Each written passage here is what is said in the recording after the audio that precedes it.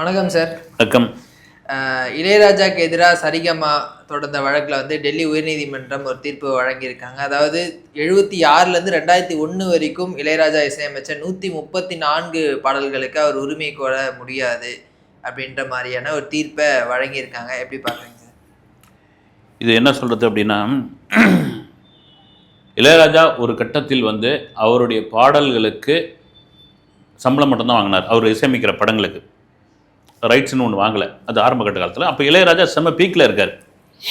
நீங்கள் இந்த இதுக்குள்ளே வரேன் நான். அதுக்கு முன்னாடி வந்து ஒரு சின்ன அறிமுகம். ஏன்னா சில பேர் தெரியாமல் என்னென்னவோ பேசிக்கிட்டு இருக்காங்க. வந்து ஒரு கட்டத்தில் இளையராஜாவுடைய கால்ஷீட்டு, இளையராஜா அந்த படத்துக்கு இசையமைக்கிறார் அப்படின்னு தெரிஞ்சால் அந்த படம் வந்து டிஸ்ட்ரிபியூட்டர் மத்தியில் சோல்ட் அவுட். அந்த ஏரியா அன்றைக்கி வித்துரும். 90 காலகட்டங்களில் போஸ்டர்களில் ஒரு கதாநாயகன் கதாநாயகி படத்தை போடாமல் வெறும் இளையராஜா படத்தை போட்டு பப்ளிசிட்டி பண்ண காலம்லாம் உண்டு. இசைக்கடவுள், இசைஞானி அப்படின்னு பெரிய படத்தை ஒன்று போட்டு இவ்வளோ தூரம் தாடி வச்சிருப்பார், ருத்ராட்ச மாலையாக போட்டுட்டு இருப்பார். அதுதான் அது ஒரு ஃபேவரட்டான ஒரு ஃபோட்டோ. அது அப்படி வந்து இந்த பிரசாத் ஸ்டுடியோவில் வந்து அப்படி வரிசையாக நின்றுட்டு இருப்பாங்க. வந்து அவருடைய கால்ஷீட் கிடைக்காதா, அவருடைய தரிசனம் கிடைக்காதா அப்படின்னு அப்படி போயிட்ட அப்புறம் இன்னொரு இதுலாம் கூட சொல்லுவாங்க. ஏறக்குறைய அவரை வந்து ஒரு கற்பூர ஆராத்தி எடுத்து கூட்டின்னு போவாங்க அப்படின்னு. அது காரணம் என்னன்னா, இளையராஜா செம்ம பீக்கில் இருந்த சமயம். வந்து அந்த சமயத்தில் பல ப்ரொடியூசர்களுக்கு, சில டைரக்டர்களுக்கு, ஏன் வந்து இப்போ நான் பேர் சொல்ல விரும்பலை, நீங்கள் பாலிவுட்டில் கூட எடுத்துங்களேன், பிரபலமாக இருக்கிற இசையமைப்பாளர்கள், பிரபலமாக இருக்கக்கூடிய இயக்குநர்கள் மட்டும்தான் வந்து பாடல் போட்டு கொடுப்பாங்க, ஒத்துப்பாங்க. இளையராஜா காலத்தில் வந்து அதெல்லாம் கிடையாது. வந்து நீ யார்கிட்டயா அசிஸ்டண்டாக இருந்த அப்படின்னு வர வந்து, அப்படியா சரி சொல்லியா, கதை சொல்லியா, ரைட் நல்லா இருந்தேன்னா சரியா நான் பண்ணித்தரேன். இப்படி அதுக்கு நிறைய உதாரணம் சொல்லணும்னா இயக்குநர்கள் GM குமார், ராஜ்கபூர்லாம் வந்து தாலாட்டுக்கு கதமா அவருடைய முதல் படம். வந்து அவர் என்ன பண்ணுறாரா, அந்த படத்தினுடைய RRக்கு வந்து முதல்ல பார்க்குறாரு. ரீரெக்கார்டிங் வாசிக்கிறதுக்கு முன்னாடி பார்க்குறாரு, ஒரு ரஃப் ஒன்று பார்க்குறாரு. இவர் வெளியே வந்து அப்படி நின்றுட்டு இருக்காரு பயத்தோட.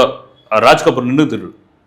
அப்போ வந்து இந்த ரீரெக்கார்டிங் பெரிய ஆட்கள் பார்க்கும்போது என்னன்னா, உள்ள பொதுவாக டைரக்டர்லாம் அனுமதிக்க மாட்டாங்க. இவர் வந்து ஒரு இடுக்கல் இருந்து பார்க்குறாரு, என்ன நம்ம படம் எடுத்துருக்கோம், என்ன ரியாக்ஷன் கொடுக்குறாரு இவர் அப்படின்னு. அப்போ அந்த தாலாட் கேட்கும் போது ஓப்பனிங் சீன் ஒன்று வரும். அதில் வந்து மேலே தெருவுக்கும் கீழே தெருவுக்கும் பெரிய பஞ்சாயத்தியா அப்படின்னு ஒக்கலை அப்படின்னு ஒரு வார்த்தை ஒன்று வருமா. அப்போ இளையராஜா அப்படி கைத்தட்டினோம், கைத்தட்டிருக்காரு. வந்து வெளியே வந்துட்டுருக்காரு. இவர் வந்து ராஜ்கபூர் வெளியே வந்துட்டுக்கிறார். வெளியே வந்து சிகரெட்டு இது பண்ணிட அப்படி கம்முன்னு இருந்துருக்கிறாரு. இவர் பார்த்தது எப்போ படம் முடிஞ்சதெல்லாம் தெரியல. அவருக்கு ஒரு பெரிய எதிர்பார்ப்பு இருக்காரு. அப்போ என்னாச்சு, ஒரு கார், தன்னை 2 கார் கடந்து போன உடனே அவருடைய இளையராஜாவுடைய உதவியாளர் ஓடி வந்து, டைரக்டர் சார் கிளம்பி போறாருங்கன்னா, எங்கெங்க போறாரு அப்படின்னு சொல்லி இந்த வாயில் இந்த சிகரெட்டோடைய ஸ்மெல் வரும்போது அங்கே இருக்கிற கொய்யா இலையெல்லாம் பிச்சு வாயில் போட்டுக்கிட்டு அந்த ஏவிஎம் பூமி உருண்டை வெளியே நிற்கும் ஆர்காட் ரோடாண்ட. அங்கே வந்து ஒரு கார் நிற்க தான் ஓடுறாராம். வந்து ஓடின உடனே ஒன்றுமே, சார் நல்லா பண்ணியிருக்கிறியா, நாளைக்கு ரெகுலர் கடி வச்சுக்கலாம் என்னொன்னு. அதாவது உலகத்தில் இப்படி ஒரு வார்த்தையை நான் கேட்டதே கிடையாது. என்ன ஊரியா அப்படின்னாராம். வந்து இது ரொம்ப முக்கியமான விஷயம். என்ன ஊரியா அப்படின்னாராம். ஏன்னா இளையராஜா ஊர் பக்கத்து ஊர் தான் அவர். ஓ அதான் நீ டைலாக்லாம் அப்படி வச்சிருக்கிறியான்னு சொல்லிட்டு, நல்லா இருக்குதே படம், நாளைக்கு வச்சுக்கலாம்யா அப்படின்னு. நாளைக்கு வச்சுக்கலாயான்னு சொன்ன அந்த வார்த்தை விடிய நான் தூங்கவே இல்லைன்றார். மறுநாள் வந்து தூக்க கலக்கத்தோடு தான் போனேன்னு. GM குமார் வந்து நம்ம பாலாவுடைய படங்கள்லாம் அவனிவன்லாம் நடிச்சிருக்காரு பாருங்க. அவருடைய படம் வந்து அறுவடை நாள்.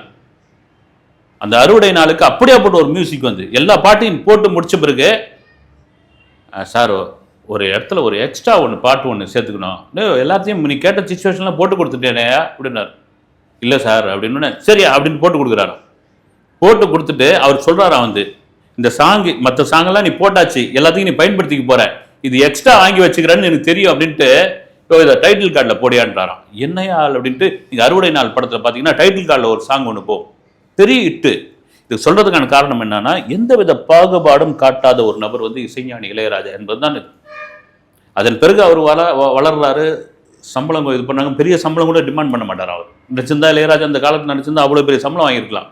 எப்பயுமே பார்த்தீங்கன்னா ஒரு நல்ல கிரியேட்டர்களுக்கு வந்து பார்த்தீங்கன்னா கமர்ஷியலாக இருக்க மாட்டாங்க. வந்து அவங்களுடைய அந்த கிரியேட்டிவிட்டியில் தான் இருப்பாங்க. இன்னும் கேட்டால் எனக்கு வந்து மிக முக்கியமான ஒரு ப்ரொடியூசர் ஒருத்தர் சொன்ன தகவல், ஒரு பேரை சொல்ல விரும்பலை, அந்த ப்ரொடியூசருக்கு ஏற்ற சம்பவம் அவர் பேரையும் நான் சொல்ல விரும்பலை. இளையராஜாவுக்கு ரொம்ப நெருக்கமான ப்ரொடியூசர் கம் நடிகர் அந்த காலத்துக்காரர். அவர் வந்து இளையராஜா ஊர் பக்கத்து ஊருக்காரன்னு வச்சுங்களேன். அவர்கிட்ட வந்து ஒருத்தர் வந்து இது பண்ணுறாரு, அண்ணா ஒருத்தனை வச்சு படம் எடுத்துட்டேன், ஒரு டைரக்டரை வச்சு போட்டு பார்த்தேன், எனக்கு பெரிய திருப்தியே இல்லைண்ணே, எல்லாத்தையும் அடகு வச்சு எல்லாத்தையும் விற்றுக்கிட்டு படம் எடுத்துட்டேனே, என்னென்ன பண்ணுறது, என்னையா அப்படி எடுத்துகிட்ட பிறகு என்னையா பண்ண முடியும், சரி போட்டு காமியா அப்படின்னு ஒரு ப்ரீவியூ தேட்டரில் போட்டு பார்க்குறாரு. பரவாயில்லையா, மோசம் இல்லை, ஆனால் இந்த படத்தை காப்பாற்றக்கூடிய ஒரு வாய்ப்புனா இளையராஜா கிட்ட தான் இருக்குது, நீ போய் நெடுஞ்சானா போய் விழுந்துரு அப்படின்ட்டார். போய் நெடுஞ்சானா விழுந்தோடனே ஏந்திரியானோடனே அவர் தான் அமிச்சார்னு சொல்லி இது பண்ணி தங்கிட்ட வந்து காசு இல்லை அப்படின்னு சொல்லி ஏதோ ஒரு செயினோ ஒய்ஃபோடைய தாலியை கொண்டு அவர் டென்ஷன் ஆகிட்டுக்கிறார். உன்னை கேட்டேனையா நான் காசு, உன்னை கேட்டேன் நான் படத்தை போட நிற்கிறார். இளையராஜா அந்த படத்தை எதுக்குன்னா சவாலாக எடுத்துன்னு இது பண்ணியிருக்காரு. அதோட ரீரெக்கார்டிங் வாசித்து அந்த படம் வந்து ஹிட் ஆயிருக்கு. அந்த படத்து பேரையும் ஏன்னு சொல்ல அப்படின்னா அவர் வேணாம், அவர் தெரிஞ்ச நம்பர் தான் அவர் மனசு சங்கடப்படுவார். அவருக்கு ஏதோ ஒரு இக்கட்டான சூழ்நிலை இருக்குது. இதுதாங்க இளையராஜாவோட குணம். அதன் பிறகு சுற்றி உள்ளவர்கள் அதுக்கான தன்னுடைய இதெல்லாம் தெரிய ஆரம்பிக்குது. அதன் பிறகு அவர் என்ன சொல்றாருன்னா, ப்ரொடியூசர்கிட்ட எனக்கு சம்பளம் மட்டும் கொடுக்க வேணாம், எனக்கு வந்து ஆடியோ ரைட்ஸும் கேட்குறாரு. அப்படி ஆடியோ ரைட்ஸ் வரும்பொழுது தான் இப்போ காலம் வளருது. வெறும் ரேடியோவில் கேட்டிருந்தா மட்டும்தான் ராயல்ட்டி வரும்ன்ற மாதிரி ஒரு செல்ஃபோனுக்கு வந்து காலர் டியூனு, ஒரு செல்ஃபோனுக்கு வந்து ரிங்டோனு, அப்புறம் யூடியூப்பில் பயன்படுத்துறது, இன்ஸ்டாவில் பயன்படுத்துறது, ரீல்ஸில் போடுறது, இது எல்லாருக்கும் ராயல்ட்டி இருக்குன்ற ஒரு விஷயம் தெரிஞ்ச பிறகுதான் அவர் என்னுடைய படைப்பை நீங்கள் யார் வேணாலும் எடுத்து யூஸ் பண்ணலாமான்னு சொல்லி அவர் வந்து கோர்ட்டுக்கு போகிறார். இதில் கூட நான் கேள்விப்பட்டது என்னன்னா, சிலதெல்லாம் இந்த பாட்டை நாங்கள் யூஸ் பண்ணிட்டோம், இளையராஜா வந்து கேஸை போட்டாரு, அமக்கலம் பண்ணிட்டாரு, எங்களை வாழ விட மாட்டாரு. அவர் தரப்புலேருந்து சொன்னது என்னன்னா, ஒரு வார்த்தை வந்து கேட்டு போக வேண்டியதானையா. இப்போ ஒரு சமீபத்தில் ஒரு படம், ஒரு சின்ன படம் வந்து இந்த 100 வருஷம் இந்த மாப்பிள்ளையும் பொண்ணு அந்த பணக்காரன் படத்தில் வந்து சாங்கை போய் கேட்டிருக்காங்க உங்களுக்கு, ஐயா ஏதாவது என்ன காசு இருக்குது உங்ககிட்ட அப்படிங்கிறது, சரி எடுத்து யூஸ் பண்ணி போங்க, இதுதான் வேணும் எனக்கு, ஒரு என்ஓசி ஒரு லெட்டர் ஒன்று எழுதி கொடுத்து, இதுதான் நடந்தது.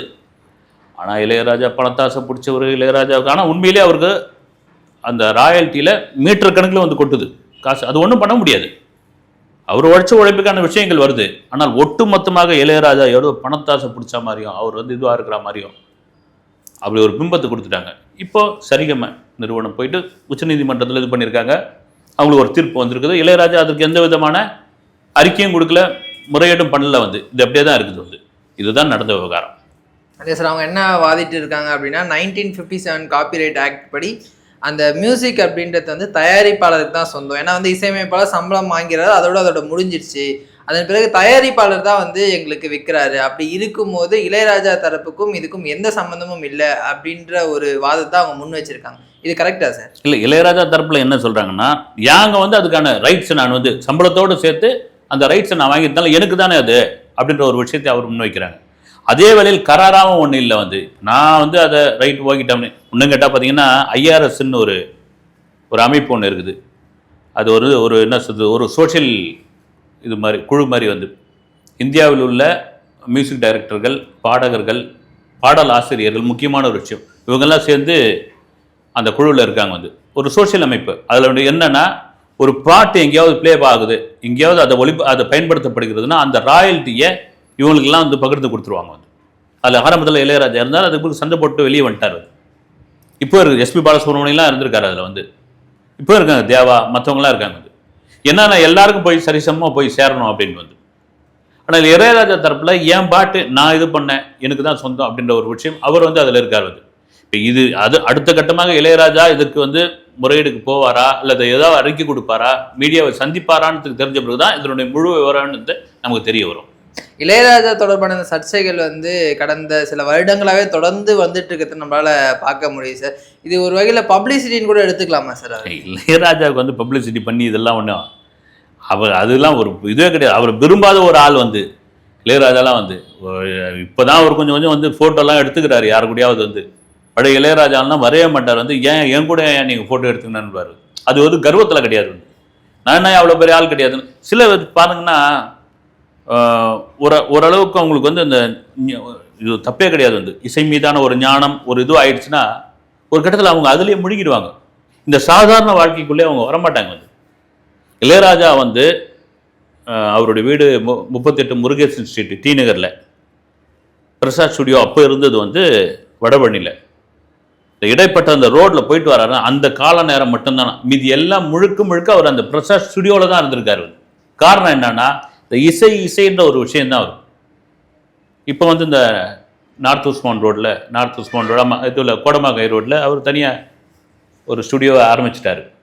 அப்படி இருந்த ஒரு நபர், அவங்களுக்கு வந்து இசை பப்ளிசிட்டி இதெல்லாம் ஒன்றுமே கிடையாது. வந்து கங்கையமரனே ஒரு இதில் சொல்லியிருக்காரு, எங்கள் அண்ணன்லாம் ஒரு காலத்தில் எப்படி இருந்தவர் தெரியுங்களா, சும்மா சரக்கும் கருக்கமாக இருந்தவர், அதுக்கப்புறம் காலம் மாற்றுது. வந்து அவரே ஒரு இன்டர்வியூவில் சொல்லியிருக்காரு, இந்த ஜனனி ஜனனி பாடல் வந்து எப்படி நான் வந்து இதுக்கு டியூன் போட போகிறேன், இது நடந்தது அப்படின்னு. ஏன்னா எல்லாருக்கும் அது ஒரு விதத்தில் வந்து ஒரு ஆன்மீகம், எங்கேயோ ஒரு விஷயத்தில் ஒரு நம்பிக்கை உள்ளவர்களுக்கு இல்லாதவர்கள், அது வேற விஷயம்.